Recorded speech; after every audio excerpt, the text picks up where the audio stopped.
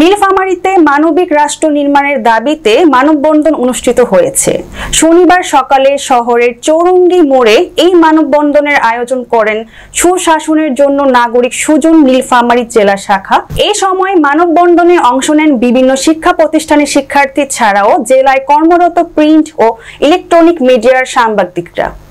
নীলফামারী থেকে ৭১ বাংলা টিভির জেলা প্রতিনিধি সাইফুল ইসলাম মানিকের রিপোর্ট।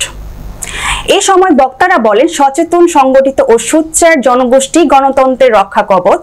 তাই রাষ্ট্র সংস্কারের মধ্য দিয়ে একটি গণতান্ত্রিক, অসাম্প্রদায়িক ও মানবিক রাষ্ট্র বিনির্মাণের দাবিতে এই মানববন্ধন হয়।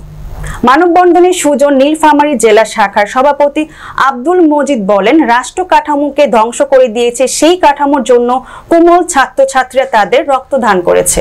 সুজনের পক্ষ থেকে অগণতান্ত্রিক সরকার, যে সরকারের জন্য কোমলমতি ছাত্রছাত্রীরা রক্ত দিয়েছে, 15.5 বছর ফ্যাসিস্ট গভর্নমেন্ট রাষ্ট্র কাঠামোকে ধ্বংস করে দিয়েছে।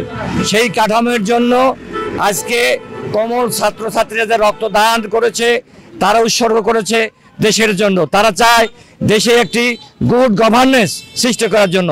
আমরা ইন্টারনাল গভর্নমেন্ট যারা আছেন, যারা দায়িত্বে আছেন, তাদের কাছে আমার দাবি যে রাষ্ট্রের যে 4টে স্তম্ভ, যেটা আছে বিচার বিভাগ, আইন বিভাগ, শাসন বিভাগ, আর যে আপনার সংবাদপত্র যাকে বলা হয় 4র্থ স্তম্ভ, এই সংবাদপত্রকে রাষ্ট্রের সঠিক চিত্র তারা যেন পরিবেশন করে, দালালির মাধ্যমে তারা যেন লেজুর ভিত্তিক যেন বিগত সরকারে যেভাবে করেছে তারা যেন সেইভাবে না করে, তারা সত্য জিনিসটাতে তারা যেন তুলে ধরে।